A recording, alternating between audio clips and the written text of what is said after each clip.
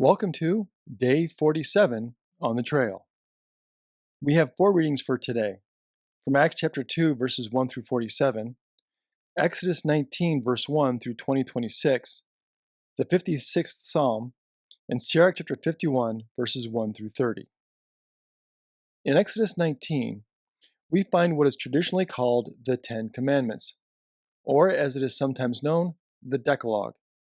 The name Decalogue comes from the Greek language for 10, deca, and logos, meaning words, so the 10 words. Now there's a lot we can discuss regarding the Decalogue, but for today, I want to highlight just 3 points in Exodus 19 and 20. The first is found beginning in verse 5. Now therefore, if you obey my voice and keep my covenant, you shall be my treasured possession out of all the peoples. Indeed, the whole earth is mine, but you shall be for me a priestly kingdom and a holy nation. God tells the Israelites that if they obey and keep God's covenant, they will be his special people, treasured and holy. God rescued them from slavery, and now they are free to choose. Do they want to be in this special relationship with God or not? This is a gracious act of God to include them in his household and his kingdom. God does not force them or us into a covenant. It's a choice. Martin Luther, in his small catechism, believes that the Decalogue points us to our sinfulness. It's like a mirror where we see the 10 things that we could never possibly do. However, I do not see the Decalogue in this negative light. The Decalogue is more than a mirror. It is a call to action and a call to identity. God is telling them that they will be his people, set apart as holy. This invitation to be included, to be members of God's household, is an act of grace and mercy.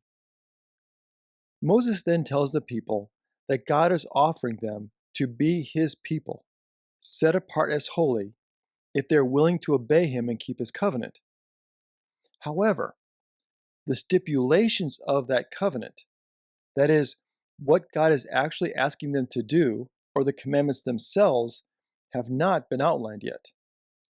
Nevertheless, look at verse 8. The people all answered as one. Everything that the Lord has spoken, we will do. The people respond to God before he even gives the conditions of the covenant. Rabbis have pointed out that this is an act of faith and trust on behalf of the Israelites.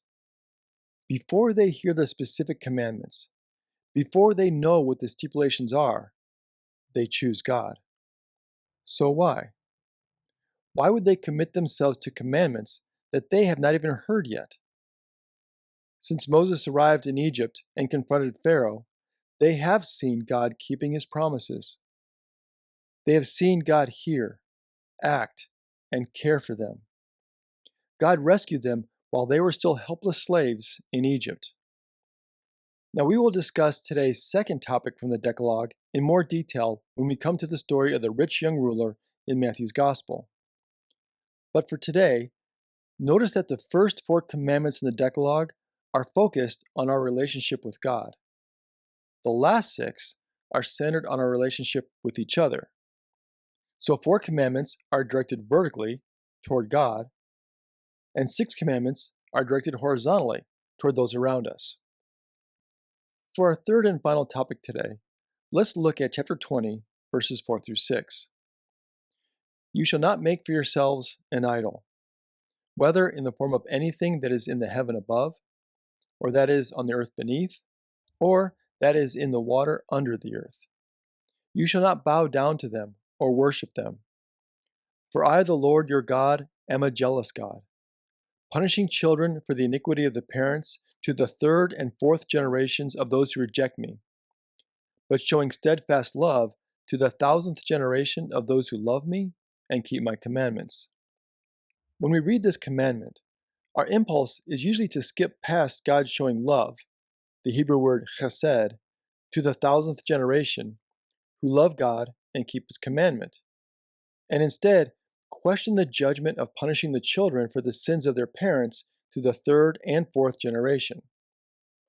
Should the children, grandchildren, and great-grandchildren be punished for the faithlessness of their parents? At first, this does seem troubling. However, remember that these commandments are meant for a community, as well as individuals. Therefore, when God brings judgment on a community or nation, as he will do with Israel and Judah, those who lived during those periods are 3 to 4 generations. When a community is faithless, collectively, they are punished collectively. Today, our culture often emphasizes the primacy of each individual at the expense of the communities we belong to.